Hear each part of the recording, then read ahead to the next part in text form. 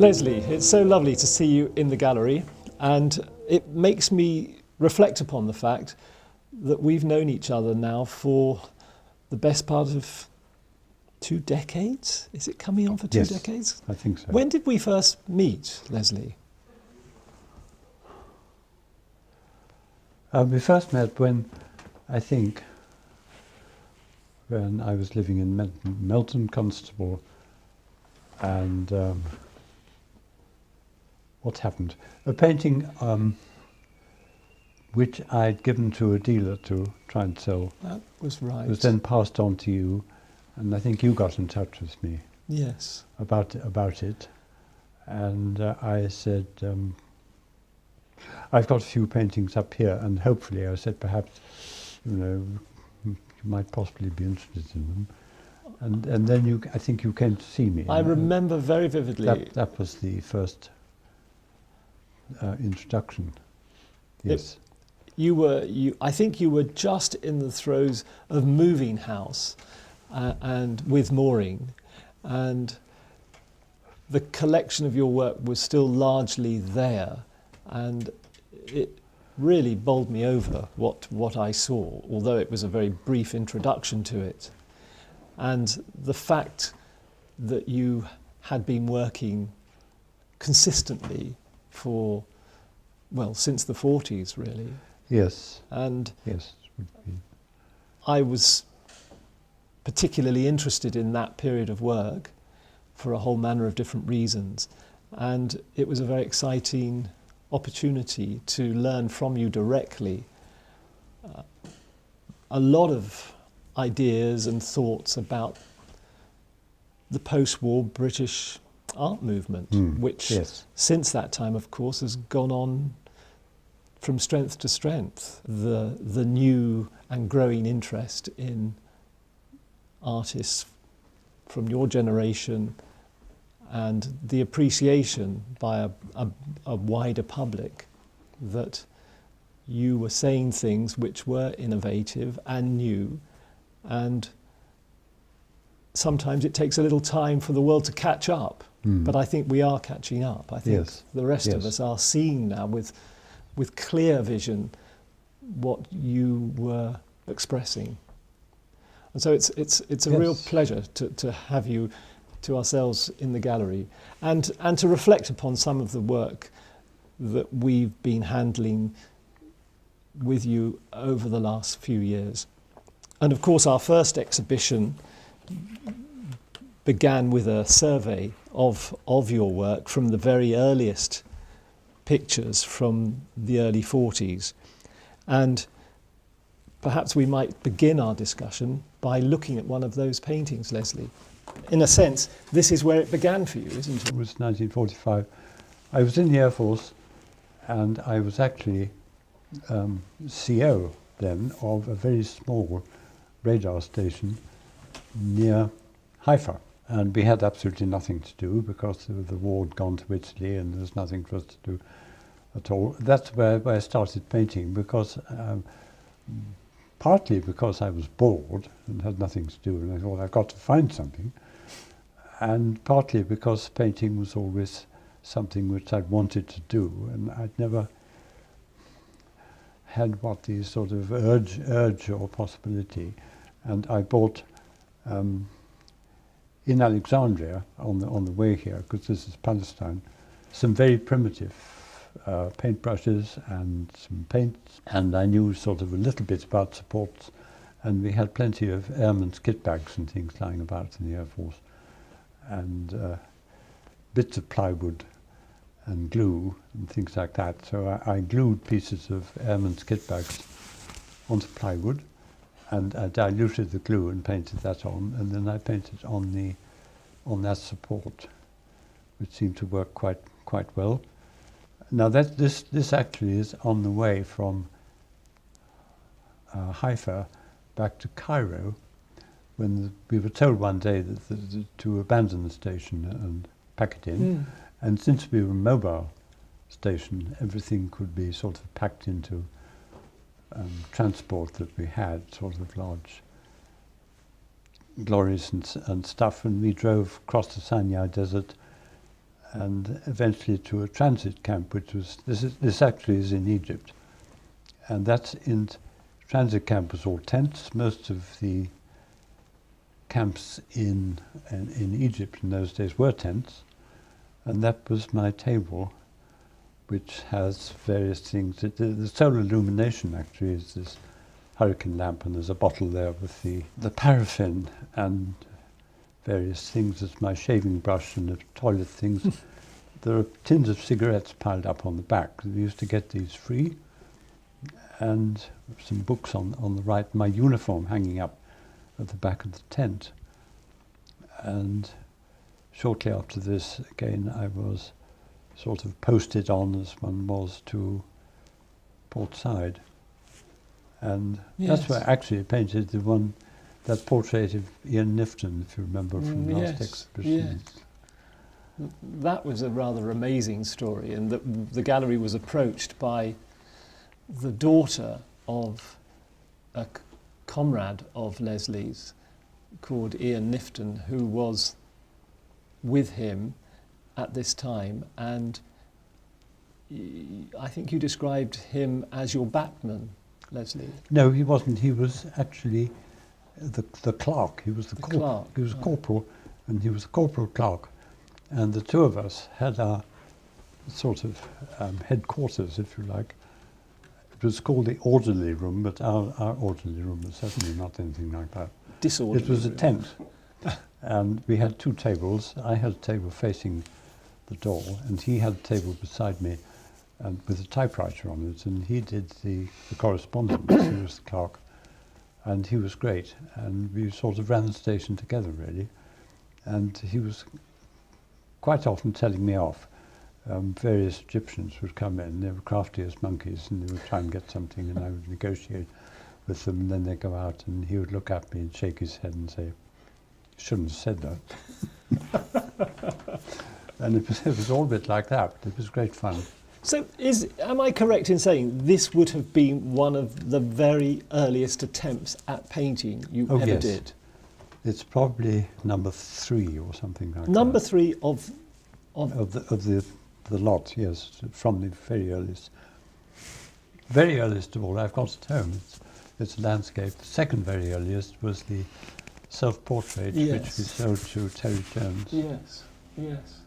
There may have been one more after that, and then there was this. Did you do any preliminary drawing? You just went straight into it with paint? I just went straight into it.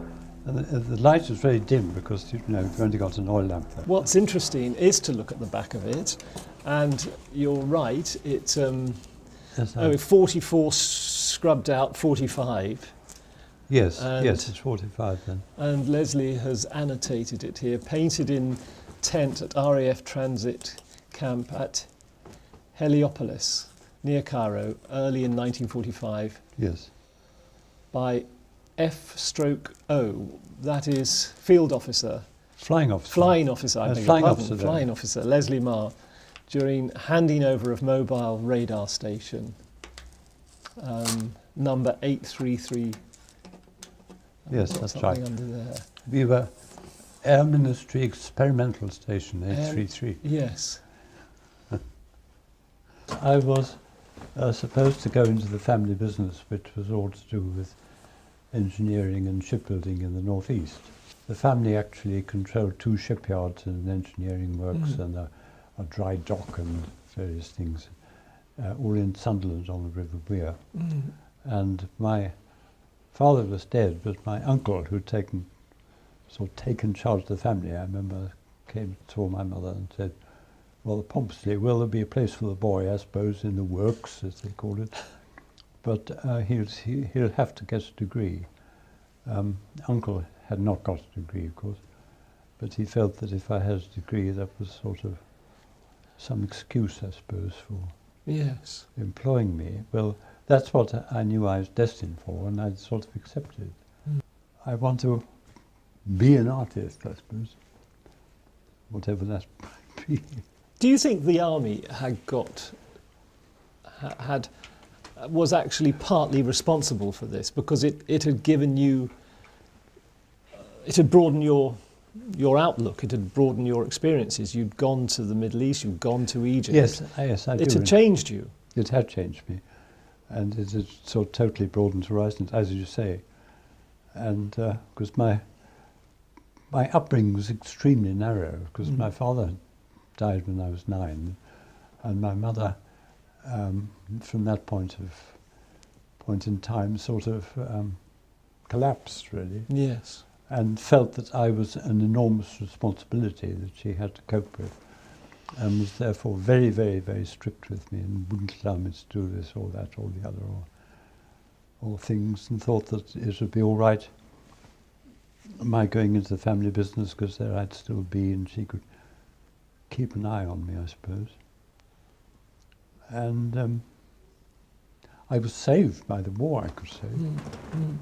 I went to Heatherley's because that was something that I discovered actually in my last RAF posting. I was in a place outskirts of London called Kidbrooke, which is near Blackheath. There was an RAF station there, and I was posted there. This is my last posting, and I discovered that there was this art school in Pimlico called Heatherley's. It's a very old art school, I think, which anybody could just go to. And as long as you had a piece of paper and a pencil or something, you could go to a life class and draw. And that's what I did, still in the RAF, sort of evenings. I used to go in the evening, come back in on a little electric train, which was easy. And that's where I thought I would be until I had this meeting with Denora in a pub. Meeting this young woman with a portfolio under her arm. Yes. That's right. And I said, I was curious and quite shy, and I said, you know, can I see what's in your portfolio? And she opened it, and there were these big pieces of paper, unlike my little pieces of paper, which we had in the art school at Heatherley's, and with these big black charcoal drawings. And I thought, gosh, you know. Powerful.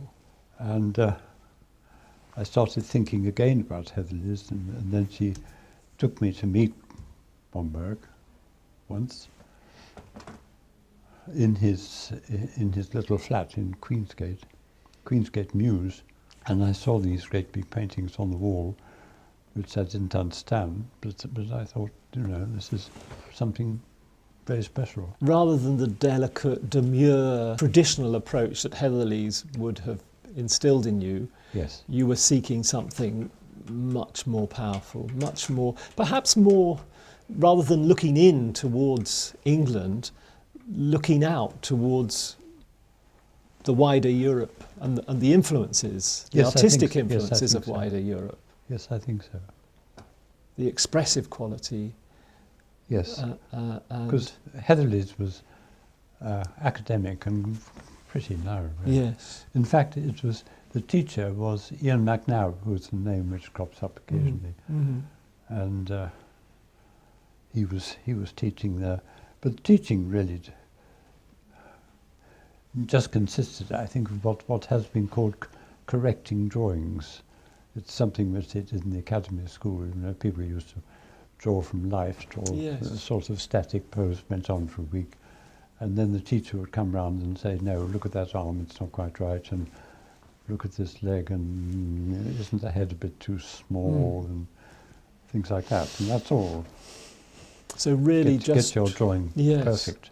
Trying to reproduce nature, trying to reproduce reality, but not instilling anything of you, the artist, in the work. No. And I branched out a bit, because I remember I went with Denora for a holiday in Cornwall in those days, a long time ago, and did something much more sort of exuberant. And Heatherley's had a show every month or something, asked people to bring in anything they had done. And I brought this in, and wasn't Ian McNabb, but some other teacher looked at it and said, well, I don't like that sort of thing, but if that's all right for you, I suppose it's all right, and moved on to the next one. And so from here, yes. in the early 40s, we could go across to this work. I think a really fine example of where you'd got. Tell us the date of this painting, Leslie. And well, that's 1948, and that is the expedition to Cyprus, which the Bomberg family, and plus Denora and I and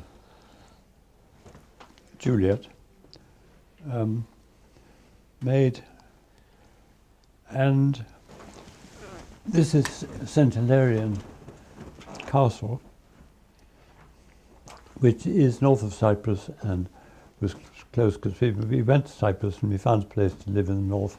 We found a house which we rented and set up, and then we didn't know where to go. And we found this very nice man who was actually a Turk. This was in the time that Cyprus was very much, usually one side of the street Greek and the other side of the street was Turk, and they didn't speak to each other. Yes.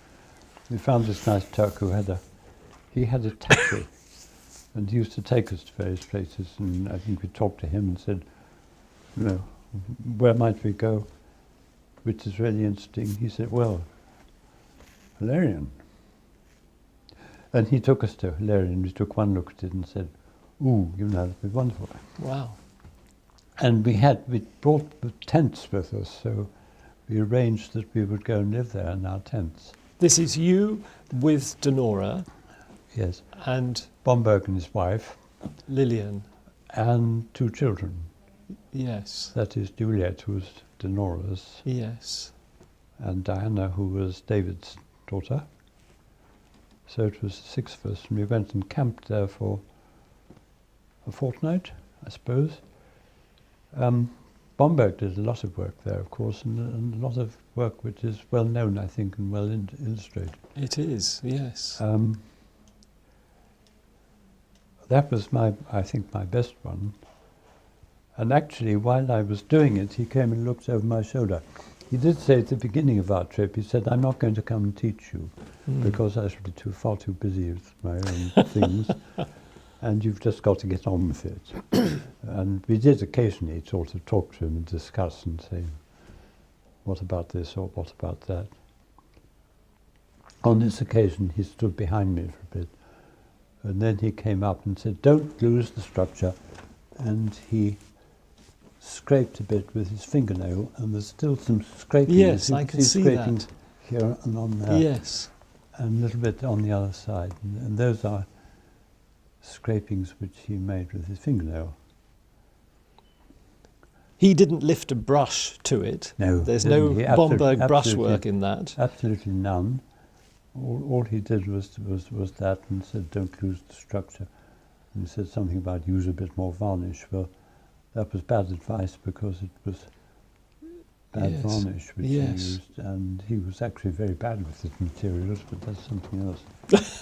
But what I find extraordinary is this painting, dated 1948, 3 years from your first attempt, which we were looking at a moment ago.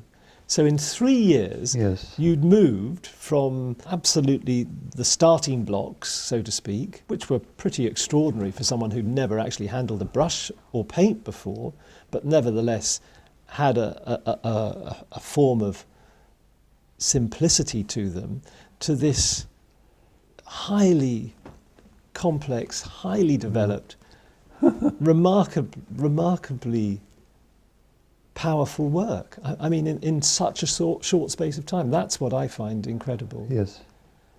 Well, I find it incredible. You see, I don't think it's anything to do with me. I know this is very controversial, but I have said, I mean, say to Tim a lot, that I don't really think anybody does anything. I think it all happens.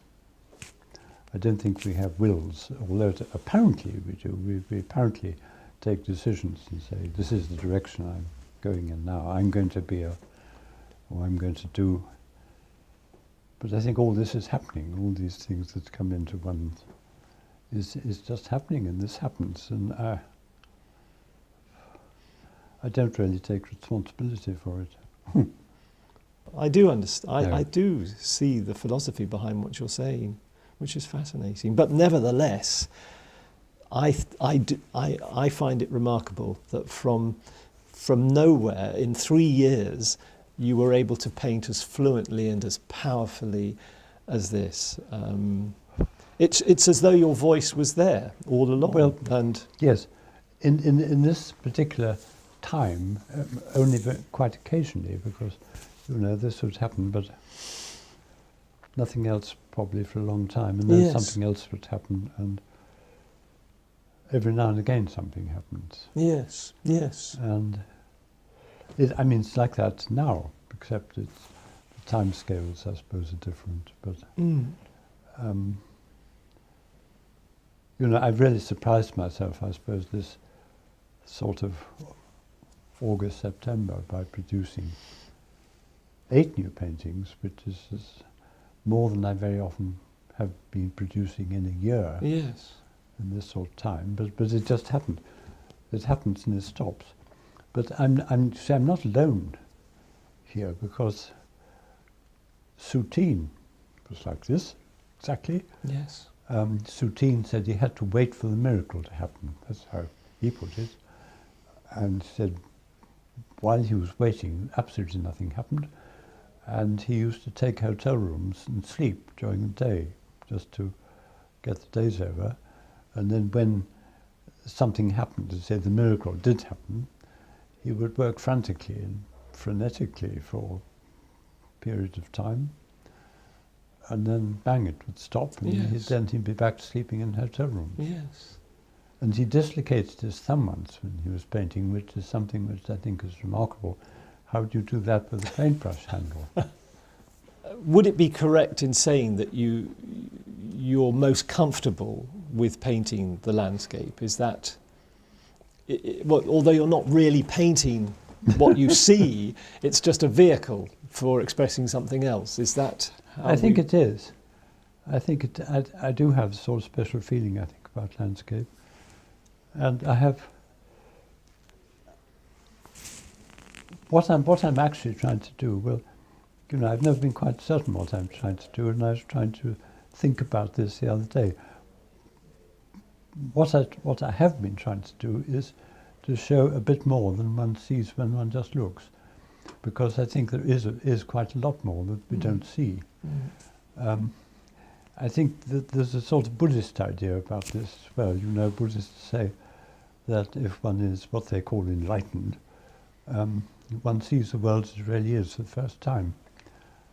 They then tell you it's just the same as what you used to be looking at, but there's a difference. Yes, yes. And I think it's this difference which I have been interested in and trying to find, and sometimes looking at paintings which have happened, I'm not saying ones I've done, I think, ooh, there's that one over there in particular, looking at today, I thought, there's really something in there about Northumberland which you don't see. So we've moved on now from the 40s. You've spent time in different parts of the world. You've travelled to Lapland, you've travelled to the Antipodes, you've had studios in different parts of the UK. Yes. But here you are in 1984, back in amongst your roots. My homeland, almost, yes. Northumberland. Northumberland is really where my family came from originally. I was going to stay for the weekend with my cousin, Leslie Marr. We got on very well. He was quite a bit older than I was, and he'd been very much in the family business, and he'd been head of the shipyard and so on. And I had known him since I was a schoolboy, really. And he was then retired, and he was living in Northumberland near Rothbury. And I was then living in Arran, and I had come over on the boat and in the car, and I brought painting stuff, and on the way to meet him and stay with him, I stopped here, which was sort of Northumberland moors, and painted that. Sort of on the way. I'd really gone to stay with him. I hadn't thought so much of painting, but I just brought this. Yes. And that's how that happened. And as with all your work, it was done on the spot. Yes. These aren't studio paintings. No, they're not. This is the easel outside, in the environment. Yes. Tackling what you see, interpreting what you see. Yes. And looking at this again, I'm very pleased to see it, and I feel that there is this extra element in this one. I have always thought so. You know, something.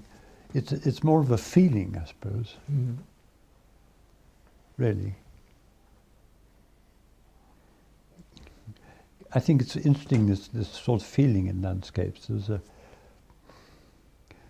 Cambridge, we seem to have been associated with Cambridge recently, and there's another Cambridge professor who's, I think, is Professor of English, and he writes books, and he's written a book which has been reviewed and talked about in The Guardian, called The Eeriness of British Landscape. And there's interesting photographs, not of paintings, but of bits of English landscape looking strange. And I spent an awful lot of my life, of course, sitting in landscapes like this, which are sort of quite empty, and just staring at them. And they're all different, really. And there's a different feeling in different places, and very strange feelings, very positive feelings in some places, and very negative feelings in others, which I think it's something left over, perhaps, from what happened there. If there've been battles and lots of people killed and things in places, it's bad. I once had my palm read actually in Norfolk, by quite a remarkable person who told me all about myself and what I'd been doing, what I was going to be doing. It was all right, and I didn't met him before. But he said, your whole problem is you're far too sensitive. Mm-hmm. Mm-hmm. I can understand that, and I think, knowing you as I do, I see what he was alluding to. I think it must be, because also this dowsing thing which I have, which is... I was coming on to that, is really quite annoying, because... Can you speak about that, Leslie? Dowsing. It's something which I really found, to what extent I had it, I suppose, about 15 years ago or so, a bit more than that. And I was a member of the society, and it was really being taken out to Fountains Abbey in Yorkshire, and said there's a very strong energy line here somewhere, and I'd like you to find it and tell me how wide it is. This was our sort of brief, and I went and I found it, and I couldn't stand on it. It was so strong. It was like standing on 1,000,000 volts. It just felt like that. Yes. And I came off. I noticed that the lady who was taking the workshop was a safe distance away, sitting down watching us. And I went over to her and I said, I can't stand there. And she said, I surveyed this place a few years ago, and as a result of which I spent the next 3 days in bed. Isn't that extraordinary? So there is this thing. I came back the next day, which was Sunday, and it was absolutely full of families and dogs and children in prams and everybody leaping about, and they were all on the same place, and they all were perfectly happy. So I thought, they're not feeling a bloody thing.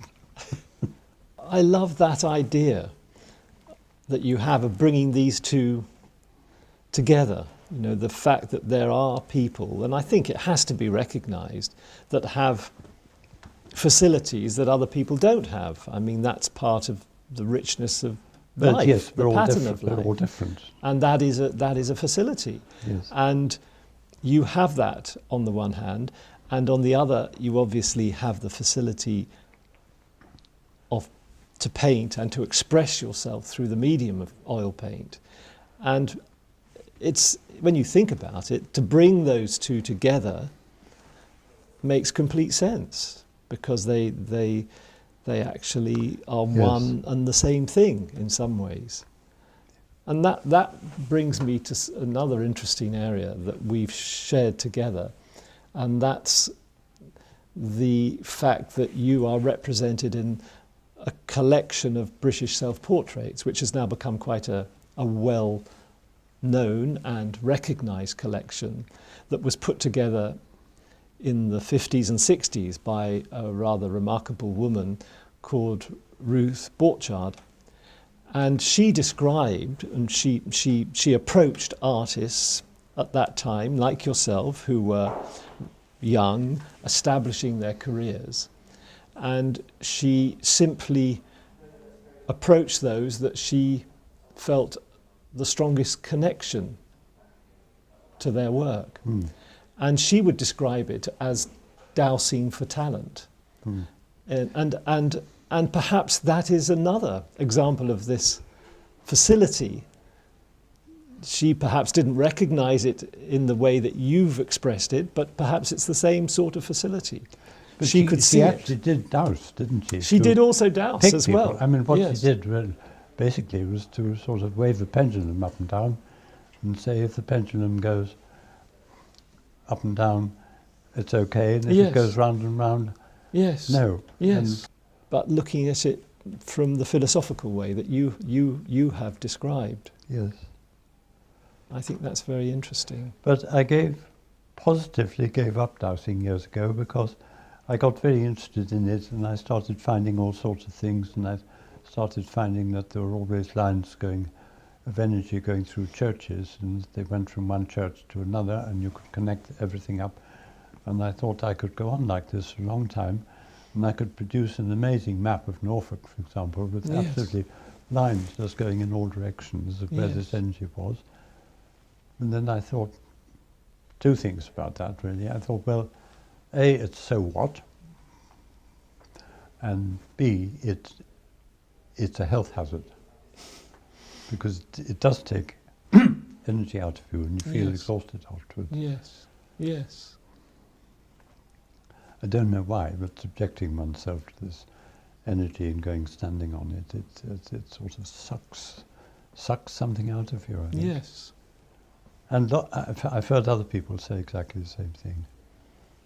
I've even heard of, dowsers who charge a fee for going and finding water, require a bottle of whiskey afterwards, in addition to the fee, and because they need it to revive themselves. Yes, things like that. So I thought, leave it. And so, from the 80s, living in Arran, which produced a whole body of work in its own right, and I suppose that then brings us to a work like this, which is a monumental painting, when you think this will have been painted on the spot. Halfway up a forestry road, yes, because there is again a forest. You see, there was forest from the point I was painting, but in those days the trees had only grown up about 3 feet. So it was all easy, and there was no sort of view that's been obscured. But it wouldn't be possible to do it today. Not until the Flemings have cut the trees down and taken them out. Can you tell us where this is, Leslie? Yes, well, it's Glen Cape, looking up between two sort of hills into another glen, which is called Glen Caitlin, which is actually off Glen Etive, which is at right angles to it and going down, if you like, this way. And that in turn is at right angles to Glen Coe. Yes. Because if you go up the road to the top, it joins its absolute T-junction onto the road, which then goes down Glen Coe on the other side. So in the Glen Coe massacre, there was it did play a part, because a lot of the wretched sort of MacDonalds fleeing from the murdering Campbells came up a particular way, which is round the corner and into this glen for safety. What time of year was this painted? Well, that would be the autumn, because the autumn was not the best time of year. Yes, so you're looking October, November, everything just went brilliant red. Yes. And the grass used to turn red. Even the sky is red. Yes, even the sky. It's a lovely example of that period of your work. Beautiful handling, beautiful colours. When you look back at the work of the 70s and the 80s, do you see a continuity between it? Were you expressing something? Were you on a journey in that sense, an artistic journey? I don't think so. I think it was, what happens at a particular time happens. Yes. And it can stop or start again or be different another time or... Yes. I think one is different all the time. One is, the things which stay the same, but also, I think there's a sort of fundamental change that goes on all the time, and you see things.